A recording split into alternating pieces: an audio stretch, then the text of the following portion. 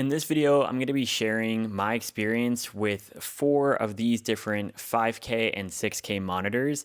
I recently went through a ton of research and testing of these monitors to figure out what might be a better upgrade for me coming from an ultra-wide display. And for context, I'm a product designer, so I do a lot of creative work, a lot of work with colors. So I really need good accuracy, I need good clarity. And while there are a ton of monitor reviews out there, I just didn't feel like a lot of them are talking to the actual real world use cases and what it's actually like to live with these displays. Some of these, like the BenQ over here, is only like 3 or 4 weeks old, so I did kind of have to take a risk and just try it out. But this is definitely a different video from what I'm normally making. I just figured since I was doing this anyway, I might as well hit record and just talk through my experience. So definitely feel free to skip ahead. The way that this video is going to work is that I'm going to give a little bit of backstory to what monitors I was using previously and the type of work that I do. And then I'll pretty much just give all the tech specs up front, and then I'll talk about each monitor in its entirety one by one. So if you're only looking to learn about one of them, you can just skip ahead and jump to that. I'll just go ahead and tell you right off the bat, the one that I'm keeping is this 27-inch 5K BenQ monitor. And I'm going to be ordering a second one of these to do a dual setup. That's just what works for me, and that's not really what this video is about. I figured I would be able to help someone else make a purchase if you are looking at one of these monitors specifically. So without further ado, let's just jump into it. So there are 4 monitors we're going to be talking about. We have the LG 40-inch 5K 2K ultra-wide display, and that's what I've been using for about 9 or 10 months now. And then we have the 32-inch 6K ASUS ProArt. We have the 27-inch ASUS ProArt, and that's a 5K, and then the 27-inch 5K from BenQ. This is the newer 5K from BenQ. They have like a PD version. This is the MA270S. It just came out like at the beginning of March. I'm going to throw up the full tech spec chart on screen so you can pause, but just kind of at a cursory glance, you can see I've put all of these monitors side by side as well as the Apple Studio display just as a reference. So the Apple Studio display is 27 inches. That's going to be the same as the BenQ or the ProArt 27-inch. They're all 5K or 6K displays, except the LG is not a true 5K display. It is what they call a 5K 2K. So it's 5K horizontal, but it's 2K vertical, which means you're not getting the same pixels per inch that you would on all these others. The sweet spot for macOS software scaling is to have 220 PPI. That's kind of the goal number. It doesn't really matter if you don't care. And so essentially, if you can get a 27-inch 5K or a 32-inch 6K, that's basically the combinations that are going to hit that sweet spot. These are all also 60 hertz, except for the LG is 72. I don't really notice a difference. I think it's kind of gimmicky. They all have power delivery included. You can see there what the specific wattage is. As far as daisy chaining goes, you can only do that with the 32-inch ProArt or the 27-inch BenQ. That just means if you're plugging your MacBook into the monitor, then you can also plug a second monitor into the monitor as well, so that you only have one cable coming into your computer. And that does make a huge difference, especially if you're getting power delivery as well as plugging in accessories. All the ports are great, ironically, except for the most expensive of them, which is not in this room, and that's all of the Apple monitors. And so you do have to factor that in about getting some sort of dock or dongle in addition to all of that. There are Thunderbolt ports on the Studio display and the Studio Display XDR, or even the Pro Display XDR if you're even considering that, but you're going to have to invest in a really good quality dock, so you can pretty much just use 1 or 2 of those ports, whereas with these you can use USB-A, USB-C, there's an audio jack port, and so it can kind of become that dongle that's built in. If you also want a quick verdict on each of them, essentially the Apple Studio display is going to be the industry standard as far as colors and brightness and just consistency and longevity. It's built really well, it works perfectly with Mac. And if you prefer a glossy display and you're used to like your MacBook liquid retina XDR monitor that's built in, it's going to feel really good. You can get those in matte finishes, but then you also have to spend extra. You have to spend extra for the stand. And so things definitely add up. But if money's not a cost, go with Apple. If you want the most productivity focused, maybe you don't have a huge budget and you care a little bit about colors, but not too much about like text clarity, then the LG might actually be your best bet, or something like it. There are tons of good ultra wide monitors now, and most of them are color accurate. If you do focus more on the quality and you're not really a gamer, then I would lean into more of those types of displays that are not marketing like 330 hertz. So that's kind of where you can make a trade-off of higher refresh rate or better quality image. If you want a 32-inch 6K monitor and you just don't want to buy from Apple, or you don't want to spend that much money, no judgment, then get the ProArt 32-inch. As far as my background, I am a product designer. I also make a ton of content, so colors are really important to me. Also having real estate to do a ton of different apps and multitasking at once. I originally had a 34-inch ultra-wide monitor from, I think, Gigabyte. It was a flat panel. It was basically like a 2K display, or 1440.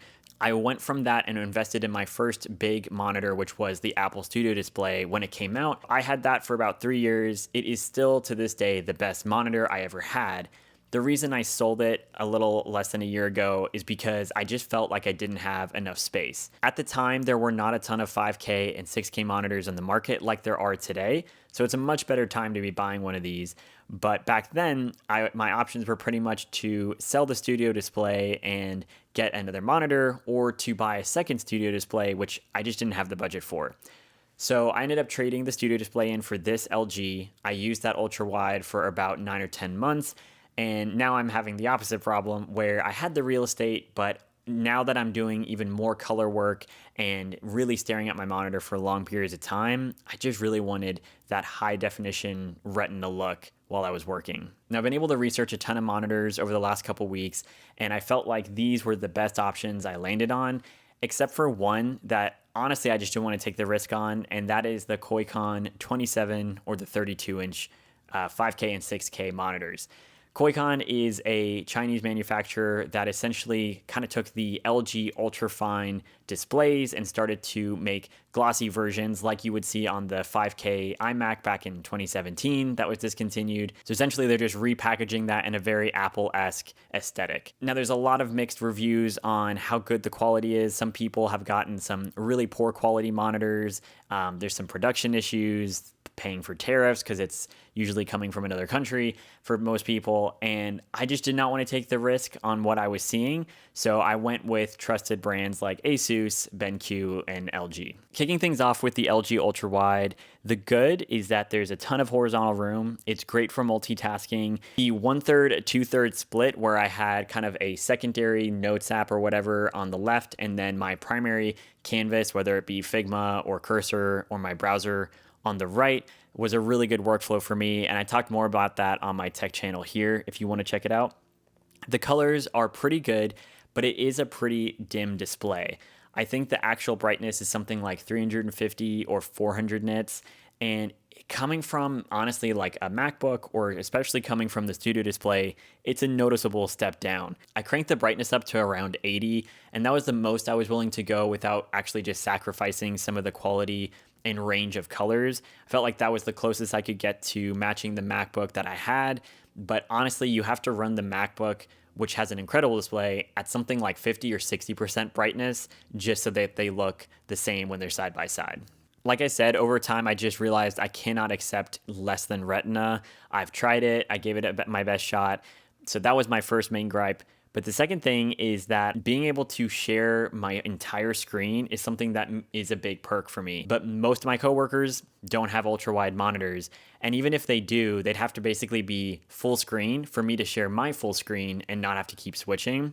So I've ended up just having to share one window at a time. And when I'm switching back and forth, it can get super tedious. And it just wasn't worth it for me. So if you're someone who cares about productivity and maybe a little bit of light gaming, you don't really need a high refresh rate, or you're someone who doesn't obsess over like the retina sharpness, you just want something that's like kind of middle of the way budget and does a little bit of everything, the LG is probably your best bet. But be warned, if you are sharing your screen any amount of time, you're probably going to want a secondary display or just have to settle for sharing one app at a time. Moving on to the ASUS 27-inch ProArt display. It's just not that good. So on paper, it's a sharp 5K panel. It has all the specs that you might see on a studio display. But the thing that I will just immediately tell you up front with both of these ProArts is that the matte finish and the coating on these monitors is honestly so bad that it takes away so much of the clarity and the sharpness. So they have this technology they call Lux Pixel, and the marketing says that it's supposed to replicate the look and finish of a piece of paper, which to me, coming from an Apple display where I want everything to feel very smooth and kind of like liquid glass, it felt to me that like someone had just taken their fingers and smeared it all over the monitor. And so you're just getting a little bit of this almost oily, like fingerprint type look. At some points, it's not noticeable at all. And I actually found myself almost sticking with the 32-inch, which I'll talk about more later. But at the end of the day, when you're looking at solid whites and any type of like solid surfaces, it almost has this kind of like rainbow sparkly look. And this is a common thing. It's not just like a bad panel or bad unit. I looked around a lot on Reddit and other reviews, and a lot of other people have said the same thing. I think that's just what the trade-off is for how much you're saving. And that is probably an important thing to call out, that this is a $700 monitor, the 27-inch version, and the 32-inch is something like $1,100. And so, again, if you're trying to get that trade-off of budget and you don't mind the matte finish, the 27-inch might be good for you. As far as ports, they're all pretty solid. They have a couple USB on the back, USB-C and A. You also have audio jack. I will say something was really up with my 27-inch version. I didn't look into this online because I just didn't care because I knew I wouldn't keep it. But I was trying to run a set of desktop speakers through the audio jack here, and it was getting some really weird distorting effect happening. Hi, this is Anna from BenQ, and today I want to. I tried restarting the monitor, unplugging, checking everything I could, but the speakers I know are really horrible on the ProArt, and maybe that has something to do with the audio jack as well. But just be warned that hooking up speakers to this is probably not going to be the best. Now, ASUS does have this display widget software you can download, which allows you to control the brightness or the volume if you do have speakers attached, and it works okay. What I noticed is, the software was a little buggy, where if you like unplugged it, which I'm often doing with my laptop, I'm moving around the house and then coming back to my desk, it just wouldn't load at all. So I'd have to start the app again, wait for it to sync. And then when you're actually changing the settings, it would jump ahead quite a bit. So it wasn't that same kind of linear block by block you're used to probably on a Mac. It would just kind of jump from like 1/3 to 2/3 and then full. So it was very inconsistent, and I wouldn't really rely on having any type of like keyboard control over those settings. Really would not recommend the 27-inch ProArt to most people. I think there are better 5K options out there, and maybe even just settling for like a 4K version that's glossy or even just has a better matte finish would be my recommendation. They are on sale, so if you wanted to get two of these, it's definitely pretty affordable. You could almost get like two of these for the price of like the 32-inch ProArt, I think. Obviously, it depends whenever you're looking at this video, but wouldn't really recommend it. Matte is not usable. Switching to the 32-inch ProArt, things are a little bit different than my experience with the 27. I definitely think that having a bigger monitor and going to 6K, even though it's like the same scaling and all that, it just definitely feels better. It's a brighter display, it's a lot more immersive, and almost to the point where that matte finish doesn't matter. I actually used this solidly, I think, for 4 or 5 days straight, and that was kind of my litmus test to see if after a couple days I still noticed it. And on day 4 or 5, I still found myself almost like having a headache trying to look at specific text or areas of the screen because it just looked almost blurry or kind of fuzzy. And as a designer who needs to be able to look at solid surfaces and get really accurate colors, I just felt like it was messing with me too much. It almost has this type of like pink type of haze where depending on the color behind it, it, like I said, gets that kind of rainbow sparkle. And apparently that has a lot to do with the coating and the way that like light is refracted so that you don't get glare. But I just feel like it takes away from the sharpness and the actual color quality. So the good is that 32-inch 6K feels amazing.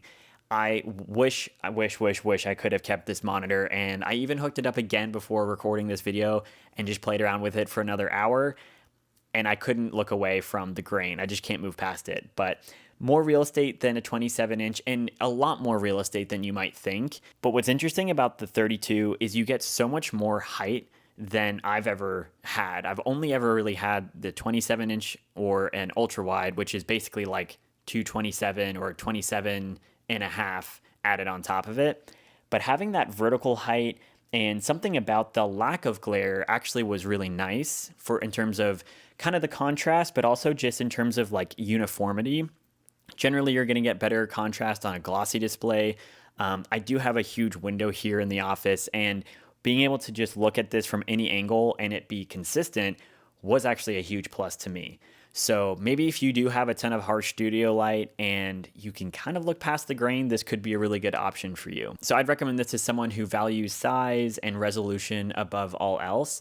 Someone who doesn't really care too much about matte versus glossy, especially if you prefer matte, this might be something you could live with. And if you just want something large and premium without kind of going full Apple pricing, like I said, this is around 1,100 or 1,000, depending on where you look. It's a huge, huge amount of cost savings from a studio display and especially from a Pro Display XDR. Now, finally, taking a look at the BenQ MA270S. This is a 27-inch 5K monitor in a coating finish that BenQ calls nano gloss. And so this is supposed to be pretty similar to Apple's nano texture, but it feels incredibly glossy. There is some glare, but honestly, it's pretty minor. To me, I think I was only noticing that glare because I have all of these matte monitors standing right next to it. But having used it for about 3 days, for tons and tons of hours, I've probably already got 30 hours logged on this, I really didn't notice the glare. But what I really didn't notice in a good way was the finish. Like I said, I used the ProArt for about 5 days and I was still complaining about it. But after about 1 or 2 hours of using the BenQ, I actually like completely forgot what was happening with the monitor. I was very immersed in Figma, just working with colors. I also had my M3 Pro 14-inch MacBook Pro open up next to it, which is a glossy finish. And they look so similar side by side that it was incredibly easy to just forget about it and do the work. Also love all the ports on this display. Like I said, you can daisy chain. You have a lot of options. I didn't have any issues with the audio jack. It's definitely much easier to justify than an Apple display. This came in at just under $1,100, which is crazy because it's basically the same price as the 32-inch ProArt.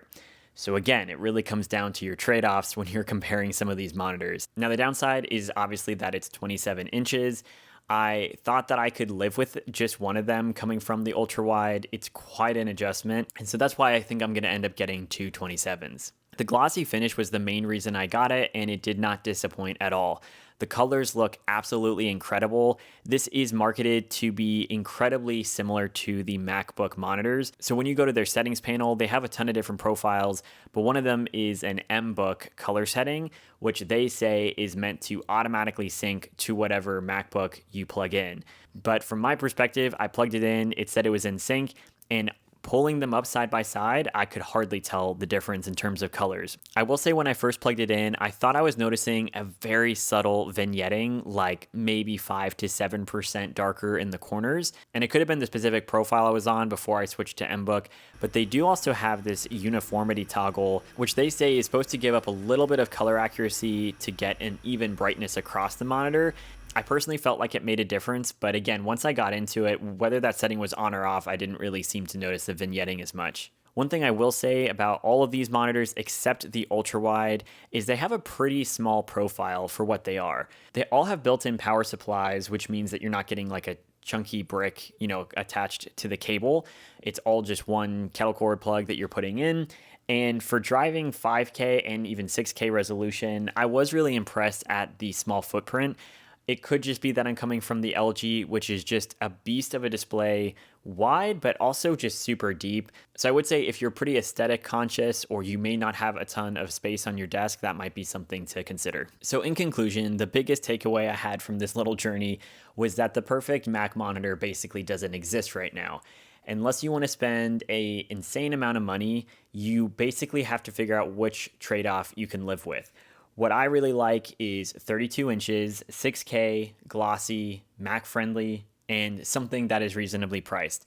So unless you want to spend a crap ton of money on an Apple monitor, honestly, it comes down to which of those trade-offs you're willing to live with.